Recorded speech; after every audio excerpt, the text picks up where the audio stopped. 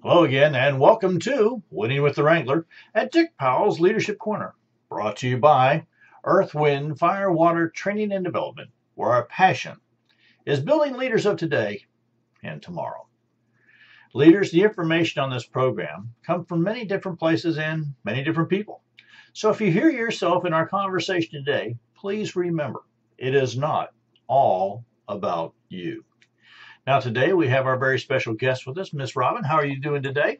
I am terrific. You know, the subject we're going to talk about today, I believe, is really important in today's world. Because I think that when the topic is really leadership, all is well.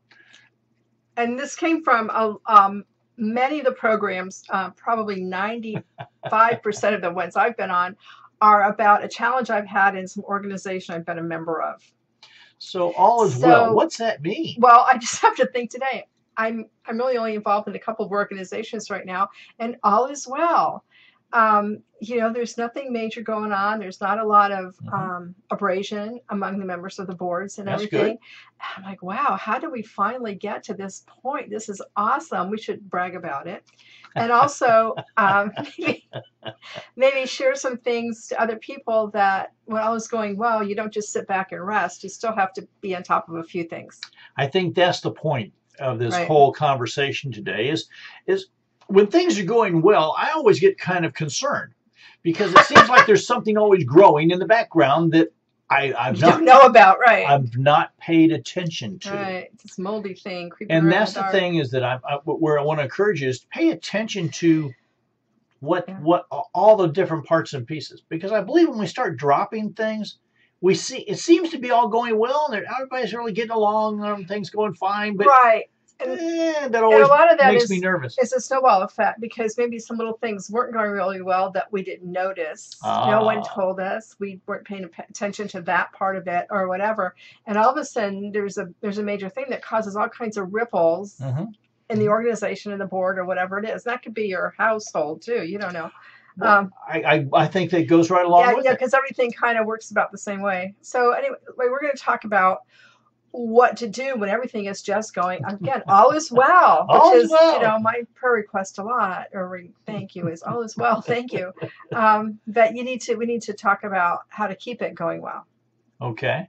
So I see that you have some things here. Yeah, these are very short and very quick. Probably to remember that even in best of times, nothing is perfect. Yeah. And it can be good, it can be great, but somewhere back there's some imperfections. And I think that the perfect piece can only last so long. Oh, I think it's like 3 breaths. Okay. I just really believe no matter what the organization is, even at home or at your church or whatever the organization is, without some kind of friction, without some kind of things happening, I don't believe you can grow and go and build. Well, and I think if it's too perfect, you're probably lying to yourself in the first place. And someone's glossing over something, and if it's too perfect, I think you kind of lose interest. There's no challenge there. No challenge. Yeah. Okay, so but you want it to be momentarily awesome. I see that you have written down evaluate, and that's a big one for us, isn't it? Yeah, we have to evaluate a lot of stuff. We do most of our evaluation on the way home, just so you know. We have a time frame that get it done before you get home, so we have to carry it into the house, so which is probably a good tidbit of recommendations for people. Deal with it and move on. The thing is, there's those kind of we take notes, okay? No, Dick takes notes. I take notes. Well, the reason for that is as you're doing that evaluation, you want to kind of grasp some of the things that you're saying back and forth to one another, because 10 minutes later, if you're like us, it's gone. It's gone. And that's true. And then you're searching for, what did I say? What did I say? What did I mean? Because what was the trigger? Yeah. We have got this habit where we give ourselves a time limit. When it's over and done, we move on. But sometimes in a new direction. I've had to learn to really get some of that stuff down before it was gone. Yeah.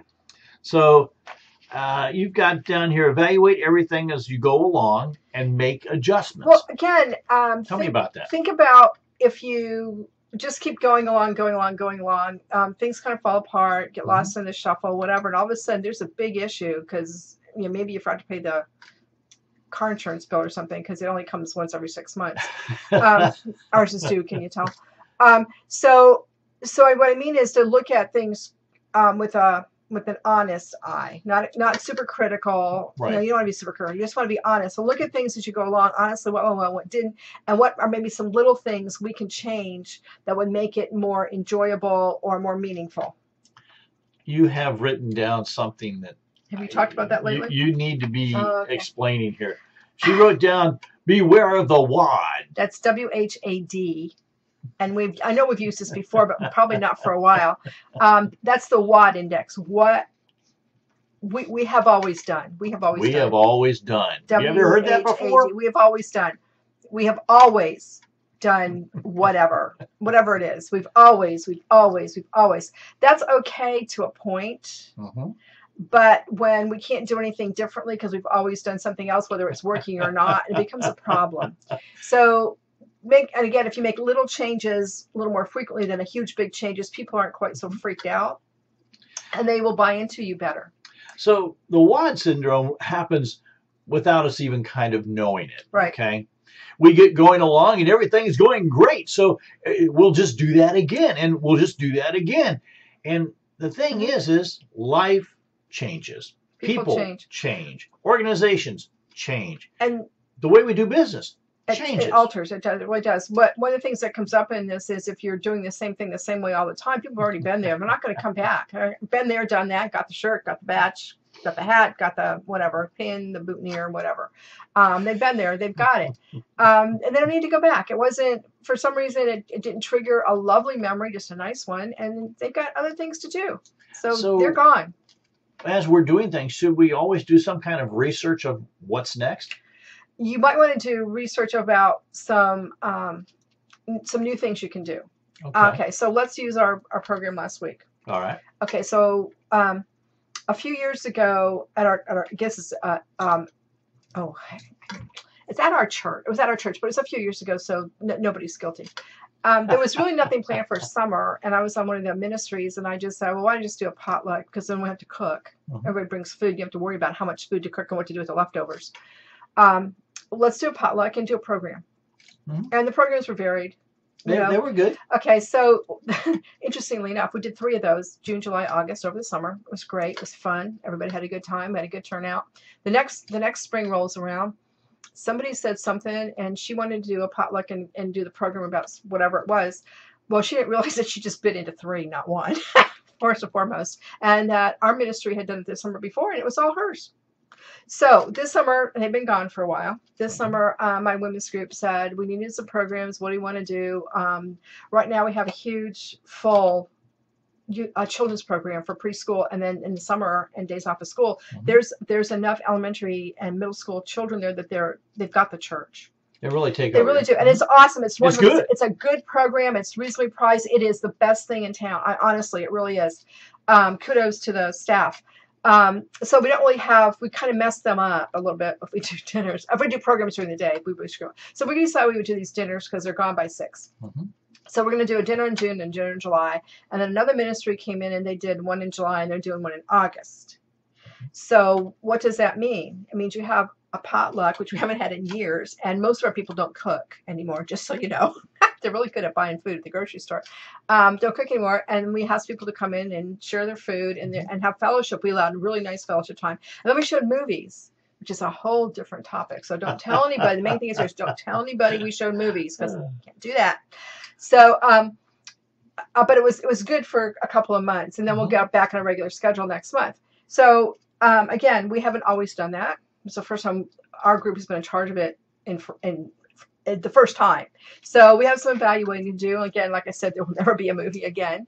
Well, you know what's funny about that is my good friend, the pastor in Hawaii, sent me a note about that and said, thank you for doing that, because now they just announced that there'll be a movie. And what he did was he put out 3 or 4 different things that could be. Oh, okay. And whoever guessed right when they came got a prize. Oh, that's huge. I thought it was kind of a good way to take it. The first time I hid, everything was hidden, so there's a clue about what the movie was.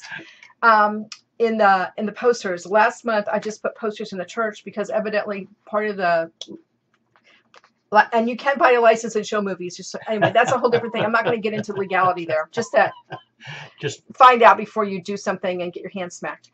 So anyway, nobody really knew what the movie was. If anybody asked, we told them. They were on posters here and there if you read bulletin boards. So anyway, it was a good event. But we had never done it before, so we have some places to grow with that. And that's the point here, is the what's next, I believe, is what keeps all organizations, even homes, on board. Right. And it keeps people involved. It's the what next that keeps everyone wanting to come back and right. Doing those next special things. So the evaluation part is so important. Right. Now, this next part that we're going to talk about, I'm going to say is equally or more important. We already did that. Keeping the team, board, committee trained on current. I'm going to pick it up and read it, okay? Oh, there's some grammar things here. Yeah, keeping your team, your board, your committee trained on current objectives and expectations. One of the biggest things I'm going to talk about before I turn it over to Miss Robin, which I will do, is expectations. Expectations not written down and not shared is a guarantee that expectations will not be met by anyone. So there, Dick Powell. Okay. So one of my conversations Sunday was with a woman who apologized for she came Thursday night. She came to the potluck in a picture. She came, she had a really good time. She wanted to know what's going on next, literally. What's next? It's catching. What's next? And thank us for doing another program we do at church, which is monthly travel trips. Now, we did not travel over the summer mostly because there's too many children across the country, and it's not safe for my people that don't walk well. Just saying. To be around running, jumping children, it's not a safe idea. And we can only have the bus on Fridays because, again, our summer camp program is filled and they're out 4 days a week. So we just said 2 months. Yeah. Take it back. So our next, now because we had a 2-week break for the first time in 19 years, not that we're counting, people are giving me ideas. I didn't get a lot of ideas from this group over time, but all of a sudden I got ideas coming in from people. We have a new historical museum that opened downtown in our city. Great. So that's where we're going in August. And she was so excited because she's already been there twice. I said, yeah, but that place has only been open 6 weeks. She says, yeah, but I've been there twice because you got to go twice to be able to see it. I'm like, okay, that's a great recommendation. So you need to keep your team looking for things to make changes. You can make some changes in your programs. If you do the exact same program every month for the duration of a year, every year, come on. Could we say instead of changes, new opportunities? Opportunities, changes, they're all synonymous in my mind. They are mine too. I just think that when somebody hears the C word, they get weird. Yeah, I used to call them improvements. Improvements are good. But then I would get caught because maybe it wasn't an improvement. So make sure you're making improvements, and if not, you can go back and do something else. My other plan for this year is, as we're doing our annual plan, because I'm talking about that now, is that some things only need to be done every 2 years. Yeah. So do them every 2 years, and they're always new and exciting, and you can invite new people, and they'll have happy memories and whatever, and they're not boring. But that's the objectives and expectations. Right. And the objectives come from and always should be passed through your vision, your future picture, your mission, your purpose. Your strategy is your day-to-day planning that you're going to take and do. So as you're looking through that, all of it has to come through those pieces. It has to track. So as you're doing this, evaluation, refer back to your vision and mission, and make sure you're tracking through there. Right. So what I would like everyone to do when you're planning anything is open it up to whoever's involved and ask them what they would like to do. Okay. I ask Dick every day what he wants to do for dinner. He rarely has anything to say. But I do ask, Okay, so you have that, and make sure whatever you're doing reads your objectives, whatever the objectives are, and don't confuse objectives with objections. Yeah. I just picked that out of there. Isn't that interesting? That your objectives you need to know what the objections are to the objectives, but don't get confused. Just keep track. The what's next piece is the biggest thing to ask in there. Okay. So I notice you've written here that everyone needs to stay on task. Yeah, and up to date. And if you're on my team, you need to keep me on task because I want. Boy, do we ever. Yeah, I'm better. Sometimes I'm really better just sitting there letting someone else take charge because but you need to kind of stay on task. So when you're having this meeting, when you're meeting with your people or whatever on your, what do I call it? Your team, your board, your committee. Sometimes that means every time you have a team board committee meeting, you are doing a little bit of training. 5 or 10 minutes, just to keep everybody up to date and up to snuff and how things are going. How are we doing on our vision? How are we doing on our mission? Is our strategy working, or do we need to change it? That's huge, man. If you have to change your strategy, wow. It's not as terrible as you think. You don't know my ladies. But what I'm going to suggest here, though, is that not just the people on the board need to be trained.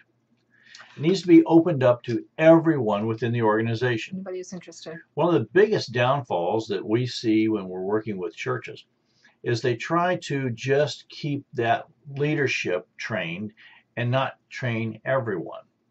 When that happens, there's just too many questions of who's doing what, when, where, how, or, hey, I might want to do that. Can you tell me more? And are there any benefits of that? Oh, there's huge benefits. I mean, of not training people. Oh, of not training people? There are no benefits. There are no benefits to it. The more information you can get out and the more communication you can get started, the better off everybody is. When people don't know, they will take and make their own story. And when they make their own story, whether it's right or wrong, once it's told so many times, it becomes real. Right. It's real. And, perception becomes truth. Yes. That's a danger zone in my world. And that's why I'm going to encourage you to say, let's train everybody. In all these positions that need to be filled and things are going on. Let's tell everybody. Right. And to communicate with your your general organization sometimes what's going on with the team, the committee, the board. What's going on with them and what they're thinking about doing and what the long-term ideas might be. Because I'm telling you, every time I have not done this, someone out there's got the perfect idea, or a way to get to what we've already decided, and things like that. Because not everybody's got all the answers. Your committee doesn't have all the answers. Leaders, if you're out there, you're doing so. If you're doing this all yourself, and you're the only one coming up with any kind of ideas, we've got a problem. Yeah, we call that a dictatorship. Yeah. Well, it's Houston, we have a problem, and it grows from there. Yeah. The thing about that is that the people in Houston actually went to work and figured out how to correct the problem. And it took many, many people on many teams to make that happen. 4,000 something. Here's the thing that Robin and I are trying to get you to understand is that the more people you involve, the better the decisions. Right, but also the other side of that is you need to involve, but not all in one group at one time. Okay. Sometimes you need to do a focus group because when you get more than 12 to 18 people in one place, you have chaos. And the people that have the best ideas are usually the ones that are least likely to open up at that point. Right. So keep your groups, 8 to 12 is perfect. Once you get over 12, it's a lot for people. But break it down, have focus groups. Mm-hmm. Yeah. Mm-hmm. Just so there's some human things here that kind of are insurmountable. I just learned this from a guy the other day. The attention span is 8 seconds. 8 seconds. We learned 30 a few years ago. It's down to 8. You get their attention in 8 seconds or they're gone. And what we've also learned is that changing topics but coming back to the topic is how they keep that attention rolling. And so that might be something we'll talk about at another time on how to we're going to have to read a new book first. Because our book is old, I guess. How to keep people updated. Updated and involved. All right. Here's the other part. Do you know when you're on a team, a board, a committee, your TCBs, Okay. Your team, your board, your team, your committee, your board. That if you have the same people on it for a long period of time, you're all stale. You've probably been relying on the same few people to come up with the ideas. I notice and do the work. Not everybody's really involved. They've already done it. You know, they know whatever. They're just really not mentally tuned in and tied in and up to speed. So your committee needs to change personnel periodically. Now, whether that's we recommend rule of thirds. Humans tend to like that. The rule of thirds. It's such a good thing to have people come and go. Not every month. No. But maybe, at a structured time. Right. Bringing new ideas, bringing new things, different ways of doing things. Right. Things I've noticed, maybe you didn't notice. More of what's next. Right. Where are we going? What have you heard from somebody else? Get out of your comfort thing and go to meetings where other people are that are similarly. And everything you learn at a faith-based training or planning meeting can be the same thing you do in a community group or a school or a work or whatever kind of group you're in, your bowling team, I don't know. Those kind of things work, to have some different, new people on and some people going off. And it's sad. But the other part of that is to make sure that you celebrate the people that have served that are going off. Have them meet with the new people coming on and be open to some new ideas. Somebody going off might have some idea that got trampled to death the whole time they were on the board, that someone that's coming back on might like the same idea. And could reiterate it, and all of a sudden it's a winner. Right. They might change 2 words in the presentation that all of a sudden click, or the time clicks, the timing's right, or whatever. So be aware. But so have at least one meeting where everybody meets together, and then have a training meeting where everybody that's going to be on the board going forward is there. You do some kind of training, find out what they need or whatever. Do some kind of training and work with them so they get to know each other. And learn how to work together. And maybe some of that will be they'll learn who they don't want to work with, which is just as important, honestly. The things that you can instruct or train your group with becomes so important, because what I want you to encourage them is what they learn there, they can put into their home life as well as their work life, as well as their nonprofit life, and all the different places. And this is where I believe sometimes we fall down just a little bit. Right. We kind of put forth that we're going to do a training, but it's only going to be for our group. Yeah. And that, I believe, is a fallacy. One of the things we really teach in How Not to Lose Your Bass in Business, our book that we put out and we train people with, and we do those things, it really talks about all the different parts and pieces of the learning styles. This is where it really starts to take in the rubber hit the road, so to speak. We haven't talked about that for a long, long time. Well, I've been thinking about how we can really put that back. Approach that, yeah. Because I've seen that this is where organizations struggle. Right, they're not aware. If they don't have certified trainers involved in the organization, they probably haven't heard of learning styles. And remember, they keep adding and subtracting some of that and shifting it a little bit. One that came out in the past less than 10 years, I think, is outdoors.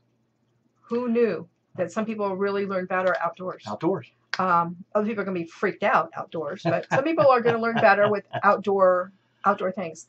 Those are all traceable back to, they can come back together and work together. But even when you're giving a speech, I learned this not just to stand there and hold the papers because I'm scared to death. I have to read the speech, but to do something with my hands, like something, because that involves kinesthetic learners. Don't do a lot because it freaks out people that aren't kinesthetic learners. But there's a couple of really big learning styles. I'm going to say this again. Listening is not the best learning style. It's not the most common. And yet, that is the one that most colleges and schools use. So keep those in mind. When you're looking to keep things fresh, be fresh.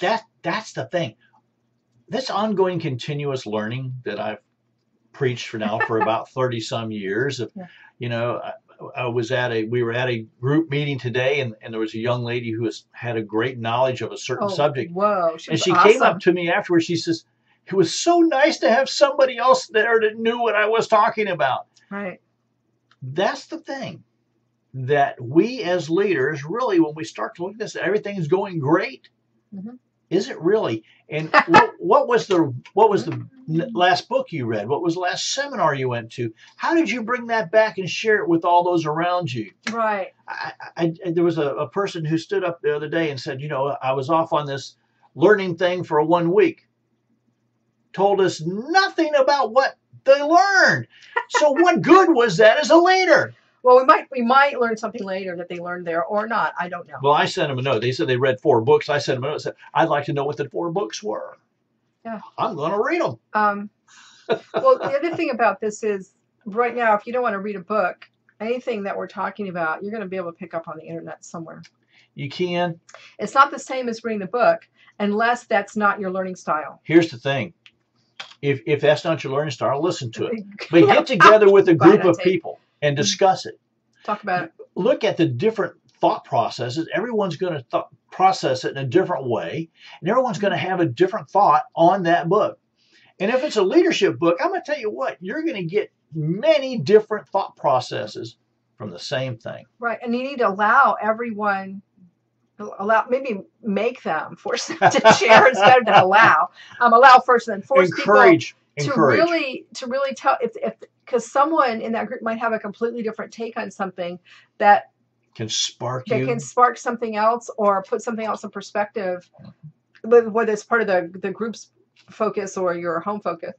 It works. It all comes together.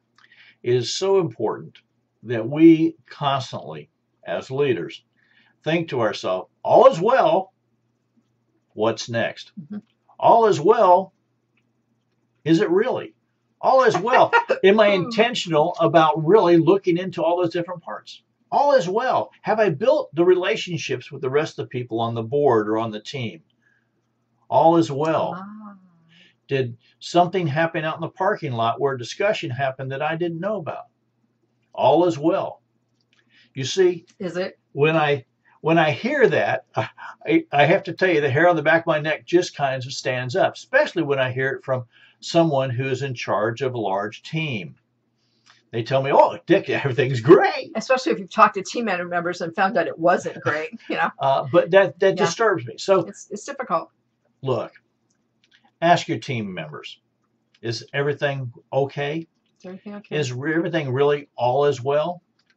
Mm-hmm. Let's take a look into it and be intentional about asking those questions. And the other thing is to know what you're doing well and what needs improvement at any given time. Sure. And again, my organization is looking into that kind of seriously for a lot of reasons. But it needs to be looked at. You need to think about it and talk about it, discuss it. There's no bad ideas. Share your objectives, your objections. Share your objections. If you have objections to something, you need to share them because chances are somebody else sitting there has the same one. They're just not sure how to say it nicely. And that came up this morning in this discussion group. How one person said something, and one says, "Well, I wanted to say that, but I was afraid to." I'm not afraid to say it. And so that was a wonderful thought process right there. Mm-hmm. So again, that everyone on your group should not be more than 12 or maybe a couple more than that at a meeting because you just can't. It's not effective. It's not effective. Mm-hmm. But to just to be aware and be intentional and be honest. Yeah. Mm-hmm. But do it, okay? Do it. I also remember I told you about the lady who told me that how much she liked the program last week and I said to her, we're having a meeting like in a week and a half. Come and tell me some more ideas that you might have. And she said, I said, if you can't come, email me. Yeah, send them to me. So see and then I never thought about that before. I've had email for 30 some years. I never thought about saying, hey, your ideas can't come. Just send them to me. It's okay. I won't tell them where they came from if you don't want me to. Mm-hmm. It's fine. But I like your ideas. We need new ideas. We need new thoughts and ideas. All right. So I see our time is coming to a close like it usually is and way too fast. So on behalf of myself, Dick Powell, and Robin Powell, we want to say thank you for you all tuning in today. I want to just encourage you. If you heard something today that either struck your fancy or maybe struck a nerve, give us a call. 727-422-1833. Send us an email, dick@ewfw.org or robin@ewfw.org. And let us know where you're coming from. How can we make this program better? And what do you need us to be speaking about? Those are big questions for us. That would be fun. Okay? I'd love to answer those kind of questions on air. And when you're ready to take and invite us to come and do a leadership or organizational opportunity with your group, get on the phone and give us a call. Send us an email, but do it quickly because we do book up quickly. Robin, anything last minutes? No. All right. Well, this is Dick Powell, Leadership Wrangler, saying ride hard, ride fast.